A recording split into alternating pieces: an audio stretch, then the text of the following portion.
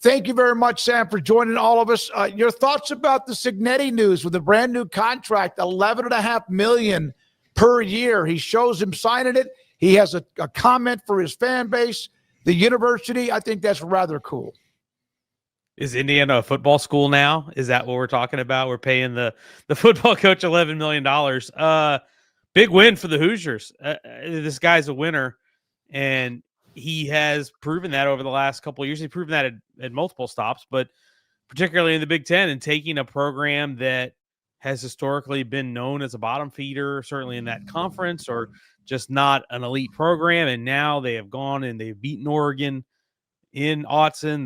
They're a legitimate college football playoff contender. They're number 3 in the AP poll. And now you re-sign your coach to lock him down for however long that may be. They never really do stay these entire contracts, but a big win for the Hoosiers for sure. And I think to Craig's point earlier, when you have these programs that are not traditional blue bloods that are able to keep their coaches and in turn probably able to keep their team together, that's a big win, because it, I think, increases the parity that we see in the sport. And so when we see Indiana, or we see Texas Tech, or we see some of these other programs that you're not used to being in this conversation, be in it, but not only get into it for a little bit, but stay in it, I think that's a big win, and it really makes college football interesting and compelling nationwide. Well, I mean, look, Tech, Indiana, other schools are starting to figure out that now that you can actually pay money and do all these things to players, and you can invest in the program from other different ways legally without a microscope on you. And, especially some of the teams from the old Southwest Conference, Sam, I think really felt like, hey, we're after SMU, we got the message. We're not going to cheat that loud anymore. Right. They had to do it really quietly. And so now that you can do all these different things, it's changed what a destination job truly is, because the destination job is where you have a president, an AD, and a coach all together, and a fan base that enthusiastically supports it financially. No doubt. Yeah. It as long as you're committed, and to use Dan Lanning's term, you spin to win, then you can get it done. And you've got to be smart about it. You can't just throw cash around indiscriminately. You have to evaluate, you have to develop, you have to find guys who fit what you do, and have a coach with a vision and a personnel department with a vision. But it's doable if you have the money and you have the want to, which some programs have shown they are. I chuckle when you mentioned the Southwest Conference, because I do find it interesting that a lot of the programs doing well in the last couple of years are former Southwest Conference programs. Yes, SMU made the playoff last year. Baylor had a good season last year. They're have a winning record this year. Texas A&M is doing really well. Texas, of course, we know went to the playoff last year. They're 4-2 right now. Texas Tech is out there undefeated right now in the top 10. I do find it really interesting that the Southwest Conference programs are thriving, but it's not surprising if you know that conference's history. Sam, did you take Matt Rhule's video on McAfee today talking about the job as though he's 10 toes down in Lincoln, Nebraska? Look, these things are Parker Fleming, who's on Twitter, Stats of War. I'm sure you guys probably follow him. He always has the bit where he retweets these videos and says, not a denial. And so I am in the bit where I'm looking for all these to say, like, is it a denial? And none of them really are. And it's really an impossible situation to put a coach, especially at this point in the season. Like, we're not even in November. So it's really hard to say anything definitively at this point, because what are you going to say? That, yeah, I'm interested in the job, and sure, I'm going to derail my 5-1 football team by saying I'm interested in going to my alma mater. Of course, Matt Rhule is going to be interested. It's his alma mater, and it's an AD who he has a close relationship with. We're all foolish if we don't think that that's something that probably has crossed his mind at some point. That doesn't mean he's going to take the job, and it doesn't mean that he's not going to stay at Nebraska and do something great. Maybe he will, but that's when your alma mater calls, it's different. Now, one thing I will say about Rhule is that, and Baylor fans obviously went through this with Carolina and him going to the NFL, which I think was a little bit different, but I did find it interesting to see how he talked about Scott Frost this offseason and how he felt for Scott Frost failing at his alma mater. And I do wonder if some of that is in the back of his head, is that when you go home, if it goes badly, it kind of ruins the place for you to a certain degree, right? It kind of sucks to go home and then not make it work out. And I do wonder if the pressure of living up to the expectations, when, by the way, they just fired a coach who had a really good record. Granted, it wasn't against top 10 teams, but he had a really good overall record and did really a lot of good for that program. I can see a situation where he's getting paid so much in Nebraska now. He's not wanting for money. He got a ton of money from Carolina. He's getting a ton of money from Nebraska. He seems to get everything he wants there. Yes, Penn State is a better program and on better footing right now, but I could also see the argument for quality of life and saying, hey, I don't want to put myself and my family through that. So do I believe him that he won't consider it? Not necessarily. I think he thinks about it. But do I think it's a slam dunk that he takes it? Not necessarily. What was your overall thought? You mentioned Franklin's record, the fact that it was just last, January, December, he was 3 points away from playing for a national title, almost beats Oregon. Of course, that was almost. And then just that place, from all the reading of various columns from people who are around that they're not anti-Franklin, but that place just died inside after the Oregon game. Yeah, I can understand it. I mean, if you see the way they played on the field the 2 weeks after that, it certainly looked like it. They certainly looked like a program that had taken a punch in the gut. And you don't want to see that when you know you still have a chance to make the playoff and you still have a lot in front of you when you just lost to Oregon. But it's tough. Look, James Franklin has a really good record. He elevated that program to a level consistently that I thought was pretty impressive. His record against top 10 teams is what it is. And whether you want to say it or not, the guy could not win the big games and he could not get the big breakthrough. I mean, getting to the semifinals last year was great. I think some people would argue that the path to the semifinals wasn't as tough as others. And I think that's fair.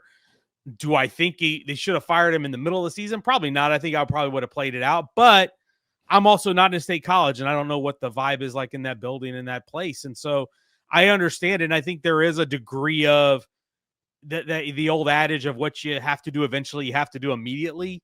I think it's once you know that you've got to make a change, why waste time and just go ahead and do it. And I understand that, but man, it's just a tough situation. It's certainly a decision I wouldn't have wanted to make as an athletic director.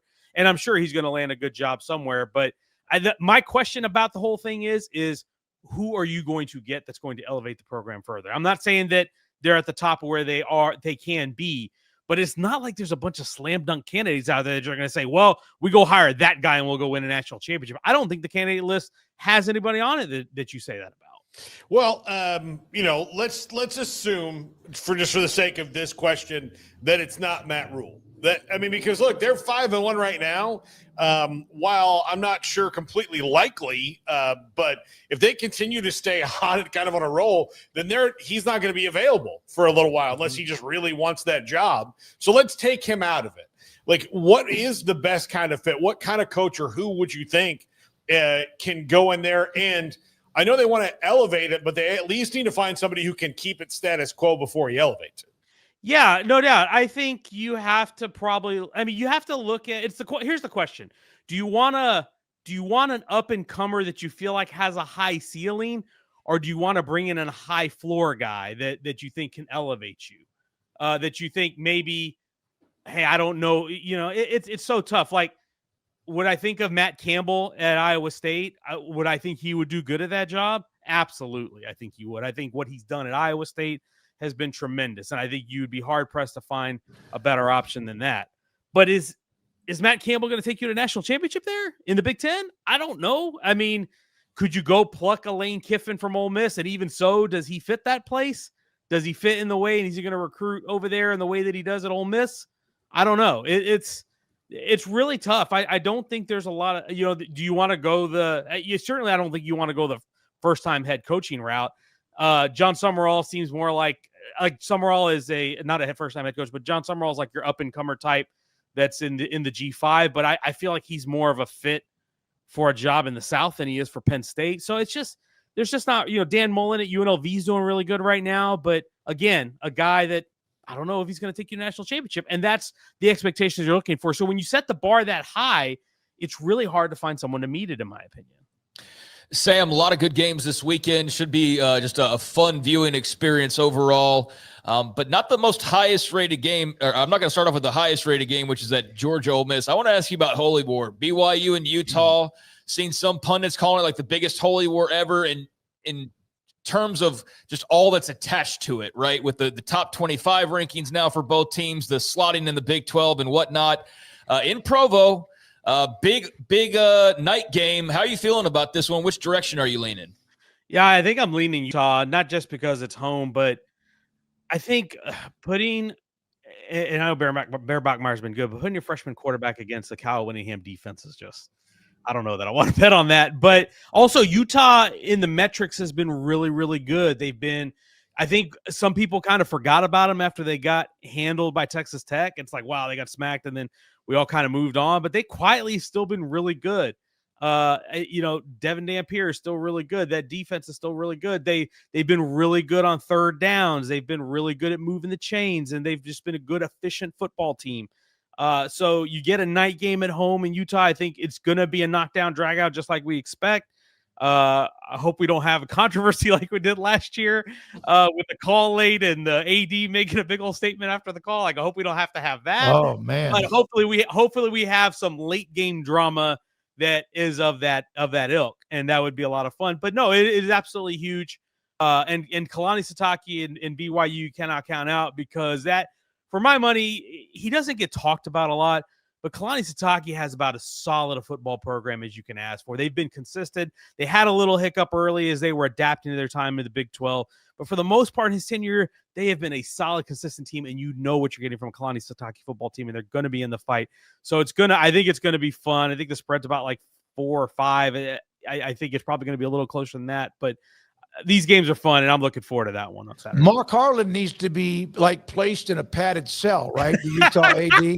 Man, well, we saw Cohen at Auburn as he's walking off the field at halftime, I guess, against not Alabama. Who was that? Georgia. I mean, I'm sure, I don't know if he got fined or not, but Harlan was hot. And then he doubled down in the post game, and he got fined, but he was fighting for his program. That was so intense. And it's always intense when these two teams play. No, always. That's the thing. This is one that I have not been to in person. This is on my bucket list of games I would like to be at in person one time, but I can't imagine what it's going to be like on Saturday night. And the tensions run high. The emotions run high in this game because of how big a rivalry it is. So I'm looking forward to it. Sam, what are your thoughts on Pocket Knife Gate? I Smokey retweeted this earlier, but like, what are we trying to make out of this video? Like, I guess something fell out, but I can't see. The video is not clear enough for me to see anything. Man, just Texas Tech fans, listen to your coach when he says stop throwing tortillas after kickoff, man. It's not that hard. Okay. And so that part is like, okay, throw the tortillas at kickoff, maybe throw the tortillas at the start of the second half kickoff, and then put them away after that. By the way, I love that tradition, by the way, but go ahead. No, Brandon, put up the tweet from Sam on this particular story.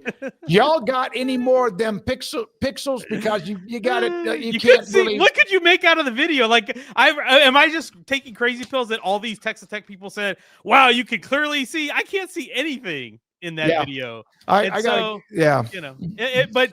good work by Don Williams and David Collier and all the people in West Texas for getting that video for an open records request. I'm sure Texas Tech was satisfied to spit that one out really quickly. But look, this throwing the stuff on the field thing, like the tortillas is a tradition, and I like that. It's something that makes them unique. I don't want that to go away. But I'm not saying they threw a pocket knife on the field. It doesn't look like they did at this point based on everything we're hearing. But the officials and league commissioners, everybody's sensitive about this after what happened last year with Texas and Georgia. They started throwing stuff on the field. A call got changed. And then we started seeing a trend last year of people throwing stuff on the field. So I think the leagues, the commissioners, the officials are all very sensitive about this. So it is what it is. Look, I know Lance Leipold got upset. His team also got run, man. And when you're upset after a game, when your team gets run like the way they got run, hey, it happens. I think that was the biggest thing. I think he was in the heat of the moment, and that's why he apologized, because he was too emotional after that game and clearly not thinking clearly. By the way, I like a good post game head coach little spiciness. I like Yeah. he was getting in his face and he's cursing at him, and Joey McGuire's getting in his face and cursing back at him. Like, I like a little spiciness between my head coach and the post-game handshakes. I don't always like it being cordial. I like him getting into it a little bit. I mean, if at worst, like just the next time they play each other, there's a little bit more sizzle there, maybe because of the fact that there's now this little chapter, this little tiff between them, I suppose. But Texas Tech with Arizona State and Sam Leavitt looking like he's going to play. How much of a chance do you get to give them at home against the Red Raiders? Guess it depends on how healthy Sam Leavitt is, but this is a good Arizona State team, and they still have a good roster. They still have a lot of talent. I think they're still good football team, but Sam Leavitt's health is so big in this one because you've got to be able to move around and you've got to be able to escape pressure because you're going to get a lot of it. Texas Tech generates more pressure than just about any team in the country at this point. And their two defensive ends or outside linebackers, whatever you want to classify them, David Bailey and Romello Height, combined for more quarterback pressures than anybody in the country right now. And so this is the next really big test for Texas Tech to go in and go get a road win at a good road venue against a good team. If you could do that, then you look at the rest of the schedule and it sets up really, really nicely. And if you're Arizona State, like I said, you want Leavitt healthy and you got to keep yourself in this mix in the Big 12 race as well. So should be a fun one. I say Sun Devil Stadium. It's not called Sun Devil Stadium anymore. It's called Mountain America Stadium or whatever. It's still Sun Devil Stadium to me. Well, they did handle the road trip to Salt Lake City, and that's one of the hardest places to go and play. And, I mean, Texas Tech just eventually pounded Utah, so they're tested for that. And all of a sudden, Arizona State would be 4-3 and have 2 conference losses and then could be slip sliding away. Sam, thank you very much. The pixel picture, we put that up about that. Hey, can you have any more pixels? Thanks for your time, young man. Thank you very much. No problem. Thanks, y'all. Have Sam a good one. Kahn.